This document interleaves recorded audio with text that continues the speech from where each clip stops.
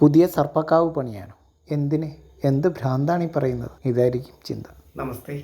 ഇന്ന് അതിപ്രാധാന്യമർഹിക്കുന്ന ഒരു സബ്ജക്റ്റാണ് നമ്മൾ സംസാരിക്കുന്നത്. സാധാരണയിൽ നിന്നും വ്യത്യസ്തമായിട്ട് കുടുംബദേവത, പരദേവത. ഈ പരദേവതയെ അന്വേഷിച്ച് പരക്കം പായുകയാണ് നമ്മളിന്ന്. കാണുന്ന ജ്യോത്സ്യന്മാരെന്ത് പറഞ്ഞു വിടും? പരദേവതയുടെ അടുത്ത് ചെന്നിട്ട് അഭയം തേടേണ്ടറിയും. അപ്പോൾ പരദേവതയെ അന്വേഷിച്ചിട്ടാണ് നമ്മൾ ഓടുന്നത്, അതായത് ഫാമിലി ഡേറ്റിംഗ്. ഈ കുടുംബദേവത എന്താണ്? എങ്ങനെയാണ് നമുക്ക് കുടുംബദേവതയെ സൃഷ്ടിക്കാൻ കഴിയുന്നത്?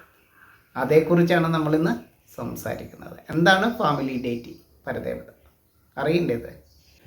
പരദേവതയുള്ളവരും ഇല്ലാത്തവരുമെല്ലാം നമ്മളുടെ ഇടയിലുണ്ട്.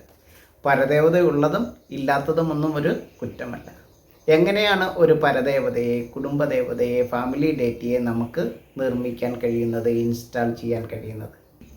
ഫാമിലി ഡേറ്റിയെ നമുക്ക് ഒരു പ്ലേസിൽ ഇൻസ്റ്റാൾ ചെയ്യണമെങ്കിൽ രജസിനെ ഏകുന്ന ഡാർക്ക് എനർജിയെ day and night 24 hours maintain ചെയ്യണം, നിലനിർത്തണം. ഡാർക്ക് എനർജി, ബ്ലാക്ക് എനർജി വേണം. എങ്ങനെയുള്ള ബ്ലാക്ക് എനർജിയാണ് വേണ്ടത്? രേതസിനെ, മെൻസസിനെ ഉൾപ്പെടെയുള്ള രജസിനെ ഏകുന്ന ഉപമാതാവാണ് ഫോസ്റ്റർ മദർ എന്ന് പറയുന്നത്. ഫോറസ്റ്റിൻ്റെ വൈഭവമാണ്, മഹാവൃക്ഷ പ്രകൃതിയുടെ ശ്രീഭാവമാണ് ഈ ഫോസ്റ്റർ മദർ എന്ന് പറയുന്നത്. നമുക്കറിയാം, മേടുകളാണ് മാടുകളെ സൃഷ്ടിക്കുന്നത്, കുന്നുകളാണ് കന്നുകളെ സൃഷ്ടിക്കുന്നത്, ചില്ലകളാണ് എല്ലുകളെ സൃഷ്ടിക്കുന്നത്, പുല്ലുകളാണ് പല്ലുകളെ സൃഷ്ടിക്കുന്നത്. പുല്ലിൻ്റെ എണ്ണം കുറഞ്ഞാൽ പല്ലിൻ്റെ എണ്ണം കുറയും, ചെണ്ടിൻ്റെ എണ്ണം കുറഞ്ഞാൽ ചുണ്ടിൻ്റെ എണ്ണം കുറയും. ഇത് പരസ്പരം സസ്യലോകവും ജന്തുലോകവും തമ്മിൽ, പ്ലാന്റും അനിമൽസും തമ്മിൽ വലിയൊരു റിലേഷൻ ഇവിടെ നിലനിൽക്കുന്നുണ്ട്. മഹാവൈഷ്ണവ ശക്തിയുടെ ശ്രീഭാവത്തിൽ നിന്നിട്ടാണ് ഫോസ്റ്റർ മദർ രൂപപ്പെടുന്നത്. ആ ഫോസ്റ്റർ മദർ എന്താണെന്നാണ് നമ്മൾ പറയാൻ പോകുന്നത്. പരദേവത ഡാർക്ക് എനർജിയാണ്, ബ്ലാക്ക് എനർജിയാണ് ഫോസ്റ്റർ മദറിനെ സൃഷ്ടിക്കുന്നത് എന്ന് നമ്മൾ പറഞ്ഞു. അപ്പോൾ എങ്ങനെയുള്ള ഡാർക്ക് എനർജിയാണ് ഈ ഫോസ്റ്റർ മദറിനെ, ഉപമാതാവിനെ സൃഷ്ടിക്കുന്നത്? പരദേവതയെ സൃഷ്ടിക്കാൻ എങ്ങനെയുള്ള ഡാർക്ക് എനർജിയാണ് വേണ്ടത് എന്നാണെങ്കിൽ, സത്വഗുണമുള്ള വായുവിൻ്റെ ഷെൽട്ടർ പോലെയുള്ള സുരക്ഷിതമായിട്ടുള്ള useful blankets of type of the secret place, അതാണ് യക്ഷം. പിൽഗ്രിമേജ് എന്ന് പറയും, തീർത്ഥസ്ഥാനം. തീർത്ഥത്തിന് വളരെ പ്രാധാന്യമുള്ള, തീർത്ഥശുദ്ധിയുള്ള സ്ഥാനം, യക്ഷം എന്ന് പറയുന്ന സ്ഥാനം.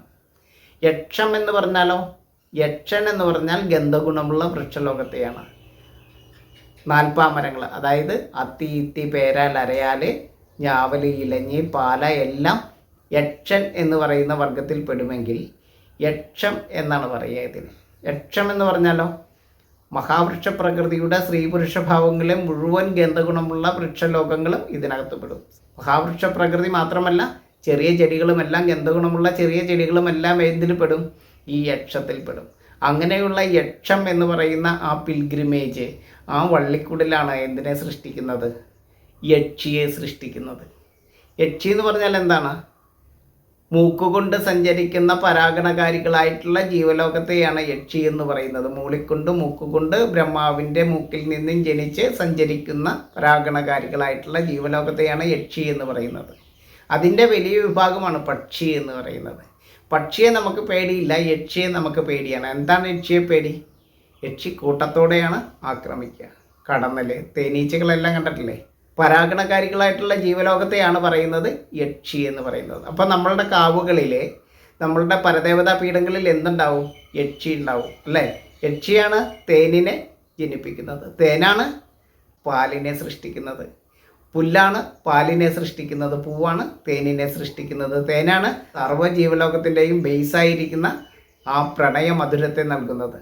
സർവ്വജീവലോകത്തിൻ്റെയും പ്രണയമധുരത്തെ പകരുന്നത് ആരാണ്? ആ തേനാണ്. ആ തേനിനെ സൃഷ്ടിക്കുന്ന ബേസായിരിക്കുന്ന ഭൂതഗണങ്ങളാണ് യക്ഷി. യക്ഷി നമ്മളുടെ പരദേവതാ പീഠങ്ങളിൽ വസിക്കുന്നതിന് വേണ്ടിയിട്ടാണ് നമ്മൾ യക്ഷത്തെ ഒരുക്കുന്നത്, ഇത്തരം പിൽഗ്രിമേജിനെ സൃഷ്ടിക്കുന്നത്. ഇതൊരു ഗ്രീൻ റവല്യൂഷനാണ്.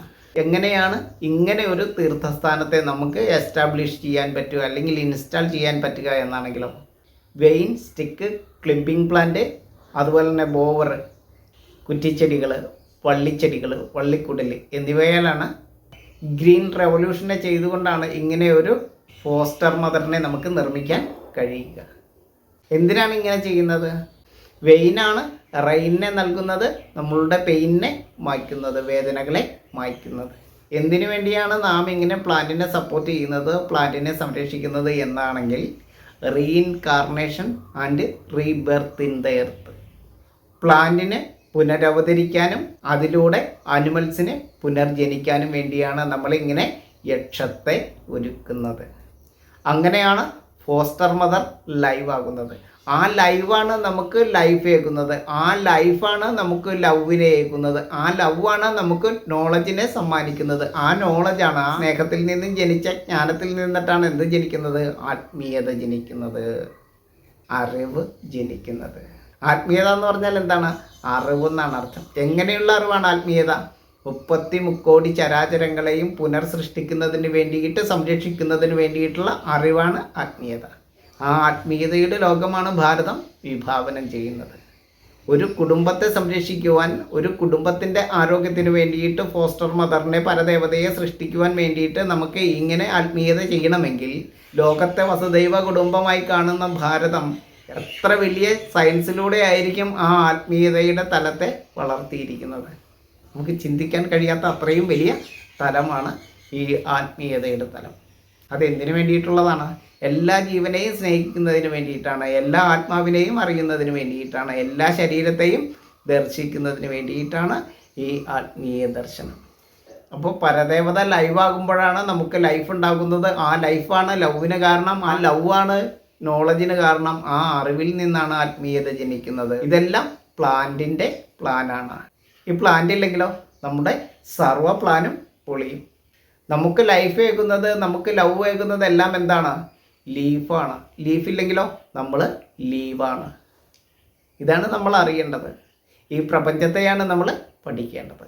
ഈ ശാസ്ത്രമാണ് ഭാരതം പരദേവതാ പീഠങ്ങളിലൂടെ, പരദേവതാ സങ്കല്പത്തിലൂടെ മുന്നോട്ട് വയ്ക്കുന്നത്. ഈ വെൽ എസ്റ്റാബ്ലിഷ്ഡ് കണ്ടീഷനാണ്, ഈ വ്യവസ്ഥാപിതമായിട്ടുള്ള വ്യവസ്ഥയാണ് നമ്മളുടെ പരദേവത ആരാധനയ്ക്ക് അടിസ്ഥാനം. ഇതിനെയാണ് നമ്മൾ സപ്പോർട്ട് ചെയ്യേണ്ടത്. അത് സപ്പോർട്ട് ചെയ്യുന്നതിന് വേണ്ടിയിട്ടുള്ള ഓഫറിംഗ് ആണ് നമ്മളുടെ വഴിപാടുകൾ. ആ പരദേവതാ സ്ഥാനങ്ങളിൽ നടക്കുന്ന വഴിപാടുകൾ ഇതിനെ സപ്പോർട്ട് ചെയ്യുന്ന ഓഫറിംഗ് ആണ്. ഇത് തന്നെയാണ് ശരിക്കും നാച്ചുറോപ്പതി, പ്രകൃതി ചികിത്സ, പ്രകൃതിയുടെ ചികിത്സ.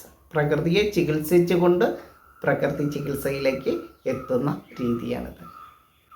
ഇതാണ് നാച്ചുറൽ സയൻസ്. ഇത്തരം ഇടങ്ങളിൽ നടക്കുന്ന ഓഫറിംഗ് ഫയറാണ് ദീപങ്ങളും അതുപോലെ തന്നെ ഗണപതി ഹോമങ്ങളും എല്ലാം.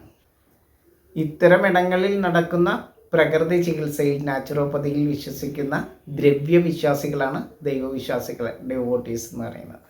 ഗ്രീൻ റെവല്യൂഷൻ തന്നെയാണ്. ഇതാണ് ജ്ഞാനയജ്ഞം, ഹോളി സാക്രിഫൈസ് ഹെർക്കുലിയൻ ടാസ്ക്. ജ്ഞാനയജ്ഞത്താലുള്ള ഭഗീരഥ പ്രയത്നം, അതാണ് ആത്മീയത.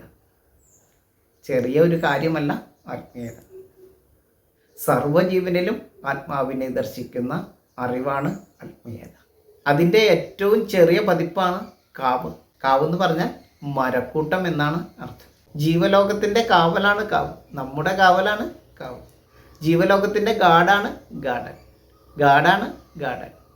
നമ്മൾ ഒന്നിച്ച് പുലരുന്നതിന് കാരണം പുല്ലാണ്. ഗ്രോവ് നമ്മുടെ ഗ്രോത്തിന് വേണ്ടിയിട്ടാണ്, ഫാസ്റ്റായിട്ടുള്ള ഗ്രോത്തിന് വേണ്ടിയിട്ടല്ല, ഫാക്റ്റായിട്ടുള്ള ഗ്രോത്തിന് വേണ്ടിയിട്ടാണ്, യഥാർത്ഥ വളർച്ചയ്ക്ക് വേണ്ടിയിട്ടാണ്. ഇതിലെ ഫാക്റ്റ് എന്താണ്? അത് മാറ്ററാണ്. ഇവിടെ ബേസിസ് മാറ്റർ ലാൻഡഡ് പ്രോപ്പർട്ടിയാണ്, വസ്തുവാണ്. വസ്തുത വസ്തുവാക്കുന്നു.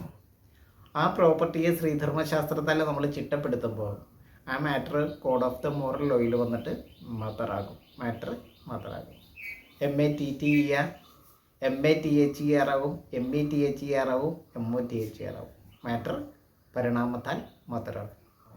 മാറ്റർ മദറാകുന്നു, ഉപമാതാവാകുന്നു, ഫോസ്റ്റർ മദറാകുന്നു. ഇതാണ് നാച്ചുറോപ്പതി, പ്രകൃതി ചികിത്സ, പ്രകൃതിയുടെ ചികിത്സ. ഇത് തന്നെയാണ് natural science. Matter magic chemistry, chemistry magic biology. ധാതുശാസ്ത്രം, സസ്യശാസ്ത്രം, ജന്തുവിജ്ഞാനീയം ഇവയുടെ മർമ്മ കർമ്മ ധർമ്മശാസ്ത്രമാണ് ശ്രീധർമ്മശാസ്ത്രം എന്ന് പറയുന്നത്. അതായത് മിനറോളജി, ബോട്ടണി ആൻഡ് സുവോളജി ഇവയെ സയൻറ്റിഫിക് സെൻസിൽ ചിട്ടപ്പെടുത്തുമ്പോൾ, ആരാധിക്കുമ്പോൾ കോഡ് ഓഫ് ദ മോറൽ ലോയിൽ ഇവ ഐശ്വര്യമാകുന്ന അമൂല്യ മൂലകങ്ങളെ സൃഷ്ടിക്കുന്ന ഫാമിലി ഡേറ്റിയാകുന്നു, പരദേവതയാകുന്നു. അതാണ് കുടുംബദേവതയാകുന്നതിൻ്റെ രഹസ്യം. ഇതാണ് കുടുംബദേവത രഹസ്യം. ഇത് അന്ധവിശ്വാസമല്ല, സൂപ്പർ സ്റ്റിഷനല്ല, സൂപ്പർ വിഷനാണ്. ഈ ഹോളി ഹെർക്കുലിയൻ ടാസ്കിൽ വിശ്വസിക്കുന്ന ദ്രവ്യവിശ്വാസികളാണ്, ദ്രവ്യശുദ്ധിയിൽ വിശ്വസിക്കുന്നവരാണ് ഡിവോട്ടീസ്, ഭക്തർ. അത് നമ്മളാണ്. അപ്പോൾ ഈ ഫാമിലി ഡേറ്റിയെ ഇൻസ്റ്റാൾ ചെയ്യാനായിട്ട് ഒരുപാട് നമുക്ക് സ്റ്റഡി ചെയ്യേണ്ടി വരും. ഒരുപാട് കാര്യങ്ങളെക്കുറിച്ച് നമുക്ക് സംസാരിക്കേണ്ടി വരും. നല്ല ഒരു എൻജിനീയറിംഗ് തന്നെ ഇതിനായിട്ട് നമുക്ക് വേണ്ടി വരും. ഇത് നമ്മളെയും ജീവലോകത്തെയും നിലനിർത്തുന്ന റിയലിസമാണ്. യഥാകാലം ഇത് തുടരേണ്ടതുമാണ്. കാലഹരണപ്പെട്ട പഴഞ്ചൻ സമ്പ്രദായമല്ല, ഹൈന്ദവമായിട്ടുള്ള ശാസ്ത്രചിന്തയിൽ നിന്നും ഉടലെടുത്ത നാച്ചുറൽ സയൻസാണ്.